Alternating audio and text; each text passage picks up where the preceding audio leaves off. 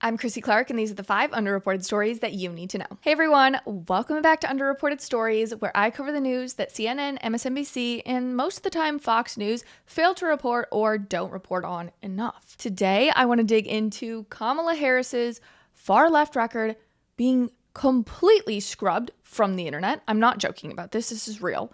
I also want to talk about these anti-Israel, honestly pro-Hamas protesters attacking Capitol Police, and the media saying nothing about that. And then also, the Olympics are just one day away, and we already have some insanity to cover there. So, as a heads up, today's show might be a little longer because there are so many stories. And also, usually I do a show Monday to Thursday. And Tuesday and Wednesday, well, Monday, I told you that Tuesday and Wednesday I was going to be off because I was going on the Whatever podcast, which takes place in Santa Barbara. Well, if you follow me on Instagram, you know I flew from Nashville to Dallas, Dallas to Santa Barbara, or I was supposed to. So I flew down from Nashville to Dallas. I get to Dallas. My flight got delayed to Santa Barbara like 2 or 3 times. And then they just canceled it. Poof. And the quickest, earliest flight I could get to Santa Barbara was like 10:15 p.m. Pacific time, which, whatever, the show that I was supposed to do, the Whatever podcast, would already be over by then. So there was no point in me going. So I finally get back to Nashville, which took freaking forever.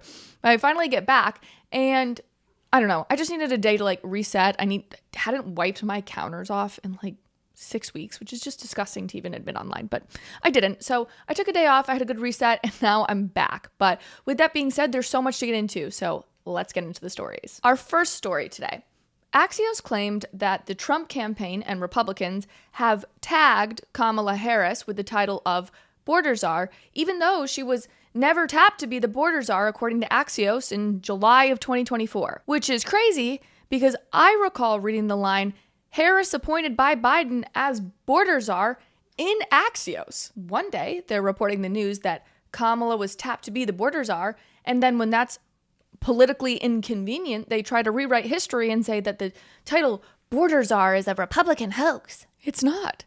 It was the reality until Democrats wanted the media to change that reality. And changing reality is exactly what Democrats and their media allies are doing. So I want to show you guys this. There's this website called GovTrack, and it's an online site that ranks members of Congress on how conservative and how liberal they are. So they give out report cards based on, they have this unique ideology analysis where it assigns a score to members of Congress based on their legislative behaviors to how similar their voting patterns are to other members of Congress. And in 2019, from January 3rd to December 31st, so right before Kamala Harris was sworn in as vice president, she received the most liberal score. But if you go to this URL now, it doesn't exist. It's just completely scrubbed off the internet. Thank goodness, there are, let me see if I can find this. I can barely see up here. Oh, shoot. Okay. Sorry. I had it pulled up, but then I accidentally exited it out. Okay. Oh, okay. So if you go to the Wayback Machine and you Internet Archive, you can see this. I'm not making this up. This isn't, whatever. She is ranked most liberal compared to all other senators. She is just really, really, really liberal. She's the far left. And for whatever reason, she's done a real good job of deleting all of this from the internet. And what's even crazier is that it's not just one website. It's almost every article that talks about how left-wing Kamala Harris is. They're all gone. Poof. Just not there anymore. They don't exist. So my friend Cam Higbee, he's awesome, another content creator on YouTube and TikTok, he put out this video uncovering the internet, completely scrubbing everything that Kamala Harris has ever done, seemingly by Kamala's team. But this is a great video, so let's watch it together. Did Kamala Harris wipe her drug sentencing record clean from the internet? I wanted to find out how many people Kamala Harris had sent to jail for marijuana-related offenses during her time as a prosecutor. I couldn't find it on the internet anywhere, so I asked ChatGPT. I said, how many people did Kamala Harris prosecute for marijuana? It said that she handled over 1,900 marijuana-related convictions. So I asked the AI engine for sources, and each source was valid, except the one related to how many convictions her office actually handled. ChatGPT cited the Washington Examiner, and when I clicked the link, I was given an error 404, this webpage does not exist. I asked if it could provide me with some more links, and so it did. It cited PolitiFact, Democracy Now!, and Marie Claire. So I clicked the PolitiFact link. This webpage does not exist. Democracy Now!, the page you're looking for doesn't exist. Marie Claire? Sorry, error 404. Every other time that I've used ChatGPT to gain sources, the links have always worked. It's only with this specific claim, this specific piece of information, that every single source that at one time made this claim has taken their webpage down. That is some dystopian shit. The people in power are quite literally altering history so that voters cannot be informed. What's even more crazy, I think, is that these people claim that they love democracy while they disenfranchise millions of voters from the election process by hand-picking Kamala Harris to be the Democratic nominee and then seemingly scrubbing the internet of all the damning information that would help voters make informed decisions. That's not democracy to me. Okay, I want to move on to another story that is equally insane and warrants a lot of our time. Over the past 2 days, anti-Israel protesters stormed Capitol buildings, burned the American flag, put the Palestinian flag in its place, and then filled the Israeli Prime Minister's hotel with maggots. The New York Post had a great article on this, per usual. You can kind of see a lot of the pictures, and that's why I want to bring it up. So it says anti-Israel rioters burned the U.S. flag, flaunted blood-red paint-soaked effigies, and even attempted to breach the U.S. Capitol line in D.C. So this is crazy if you actually look at the pictures. So actually, this is so funny. I used to work with Richie, small world. But you can kind of see what they were doing. Now, this is the building behind is Union Station in D.C. It's kind of like the hub of, like, everybody has a Union Station in their city. And the Capitol is very close to this. So this is, people burning items. It looks like a shopping cart. Maybe I'm wrong. But that's also the U.S. flag. They're burning all of this. Here is an effigy depicting Israeli Prime Minister Benjamin Netanyahu, and they are burning him as he's speaking at the nearby Capitol. Obviously, this is people burning the American flag. And if I'm not mistaken, that looks like an Uncle Sam doll. They're probably going to burn that too. Let's see what else they've got. They're out here protesting. What else is there? What does it say? Allah is gathering all the Zionists for the final solution. That's Nazi propaganda. That's awful, like truly awful. That is a common thought that people believe that, or people on the Palestinian side believe that people are all being brought to Israel, that Israel is actually the doing of Allah by allowing all people to come to Israel so that all the Jews are in one place. That is a real thing. And then we will get into kind of the clash between the police and protesters in another video. But Representative Brian Mast, who I'd not heard of before in all honesty, but nonetheless, he put out a video of these rioters tearing down the American flag and then putting up the Palestinian flag in its place. So it's an interesting video. I think we should watch it.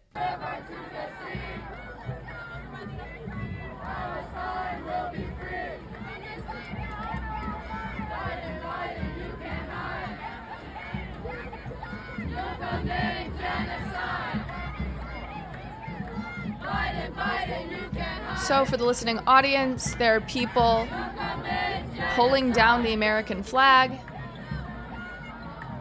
blaming Biden for genocide. From the sea to the river. Their drums they're so loud. Palestine will live forever. Okay. And then they're putting the Palestinian flag in the American flag's place. Yep, they're raising it up on a separate pole. Yep, that's what's happening.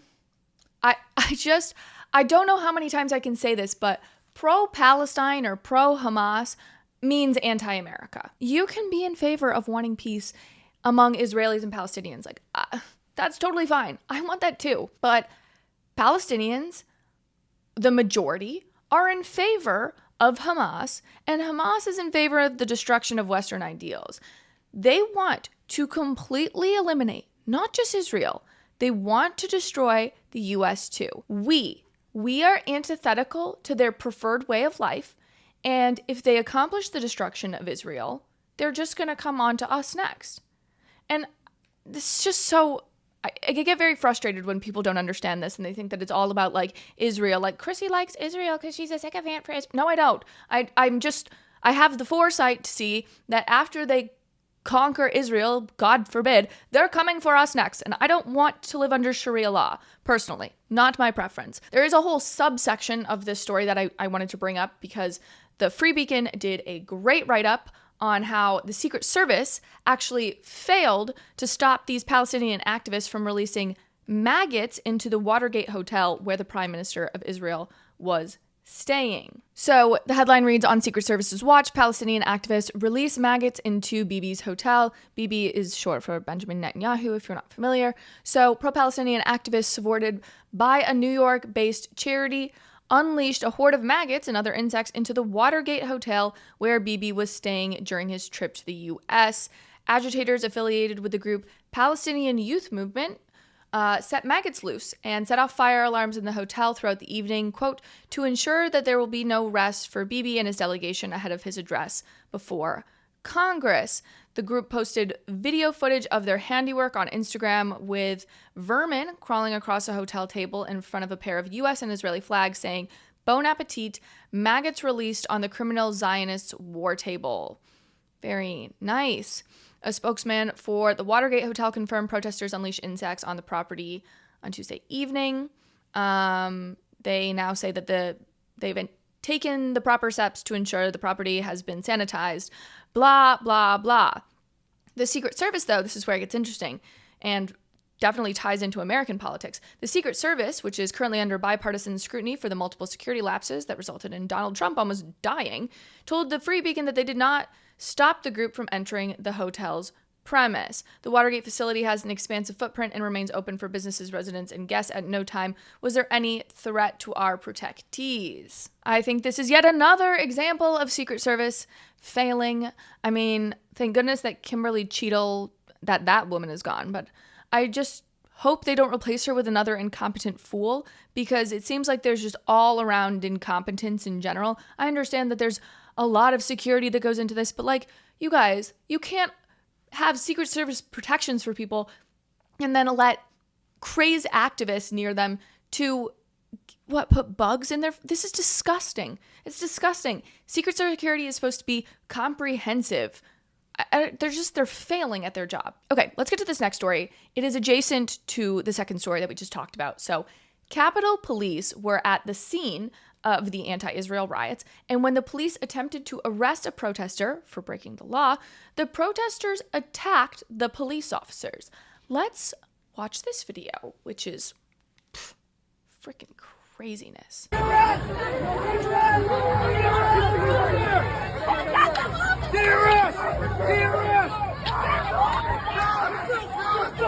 Jeez, they are dragging police officers on the ground. Back up!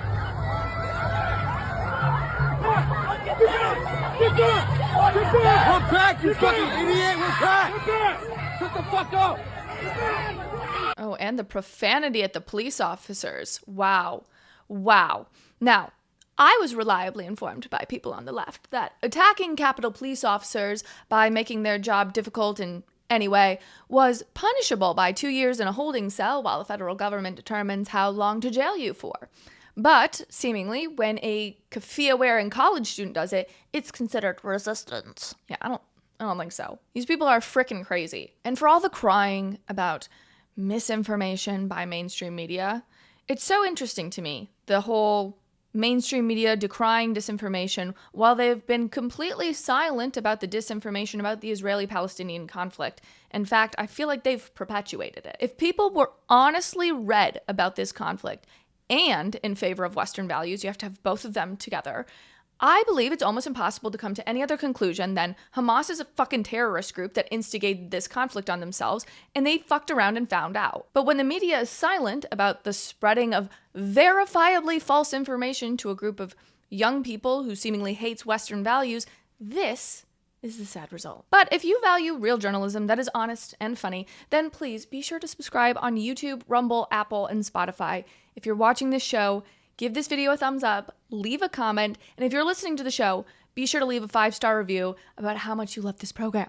Okay, moving on to our fourth story. The chief pediatrician at Texas Children's Hospital resigned from her role after the Texas governor banned hospitals from performing sex change procedures on minors. People then blew the whistle on Texas Children's Hospital because the hospital continued performing interventions on minors. Now, that same chief pediatrician is working for the Biden administration, even though the Biden administration is prosecuting the very people who blew the whistle on Texas Children's Hospital and this Biden administration official. Corrupt much? Mary Margaret Olohan is an incredible reporter with the Daily Signal, and she has a full report on this for us.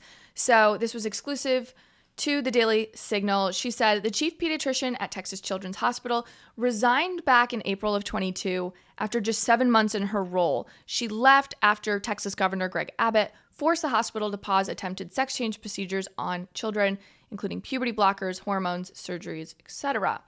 Now, she's working for the Biden administration as a high-ranking position at the National Institutes of Health, or the NIH, as Biden's Justice Department also targets the whistleblowers exposing what was going on at Texas Children's Hospital. This woman is named Catherine Gordon, and the hospital claims that Gordon's departure had nothing to do with the article she authored.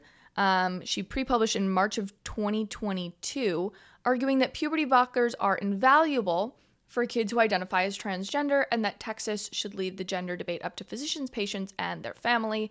That is a horrible idea because patients, physicians, and families are sometimes motivated. Well, I wouldn't say patients and families, but physicians are definitely motivated by things other than health. And we know that through all of our reporting on this topic. But basically, this woman, she ascended from a hospital that was very controversial in Texas now to overseeing the National Institute of Child Health and Human Development. The appointment came after conversations with Rachel Levine, who is formerly not Rachel Levine, since we're putting this video elsewhere, to say the least. I will say, it's a big leap to assume that someone in the NIH can have influence over what's happening at the Department of Justice. Actually, I find it very unlikely that these bureaucrats even interact, though I wouldn't put it past them, I just find it unlikely. But the problem isn't me being conspiratorial and believing there's interagency interaction. The real kicker is that when crazy people lead our health policies, and then the Biden administration takes its lead from crazy people, the result is the Justice Department prosecuting people who don't agree with those crazy people. So if we'd like to rectify this problem, stop putting crazy people in positions of power over our health. Which basically means please stop voting for idiots like Kamala Harris. Anyway, let's move on to our final story, which is about the Olympics already becoming some sort of virtue signaling festival. The Paris Olympic Flame Relay featured 3 drag queens as torchbearers. 3 different drag queens carried the flame at different points along the route. Ironically, Fox News actually had the best write-up of this, even though I give them crap all the time for not covering these stories, but they did a good job on this one. So this says 3 drag queens were among the 10,000 torchbearers who had the opportunity to hold the Olympic flame as it started in Greece, passed through French territories, and made its way to Paris. Minimia Jest, I don't know how to say that name. This is so weird.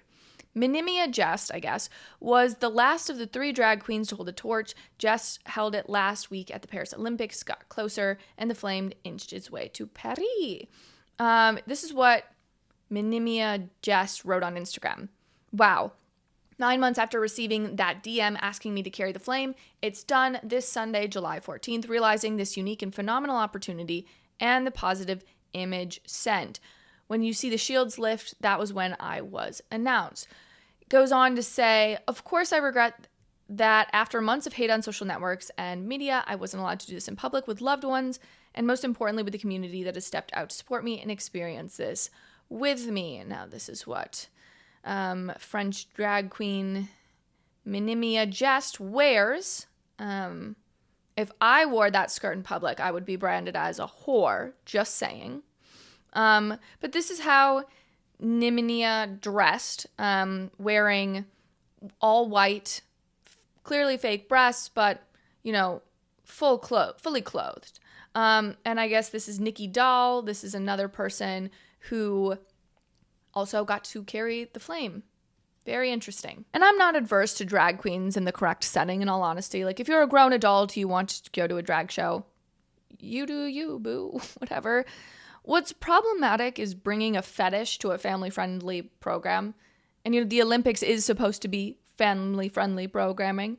I'm not going to get I've decided. I'm not going to get my panties in a wad over something that wasn't even broadcast internationally or, not a lot of people were paying attention to, but it is pandering. It's a pandering move for sure. It's designed to make a handful of people feel included, even though, because of norms outside of the US, this would be considered offensive to so many people across the world that it couldn't be broadcast to everybody. But I am curious, what are our predictions on the Olympics and wokeness? Are we impressed with how they've handled everything, given how woke the West has become? Or do we feel like the Olympic Committee isn't doing enough to keep this crap out? Let me know your thoughts in the comments. I'm definitely in favor, they've done a good job keeping men out of women's sports from my understanding. But let me know if I'm wrong about that. And if you've made it to the end of today's show, I want to know who the real story seekers are. Will you drop the gymnast emoji for the Olympics? I've actually copied it in the show notes, so you can just copy and paste it into the comments. I will also be doing an Instagram live. I'll be doing an Instagram live and TikTok live tomorrow in lieu of a regular show. And I'll have videos being posted, obviously, over the weekend. So I will not be doing a full show tomorrow, but I will see you for a full show on Monday. All right. Bye, friends.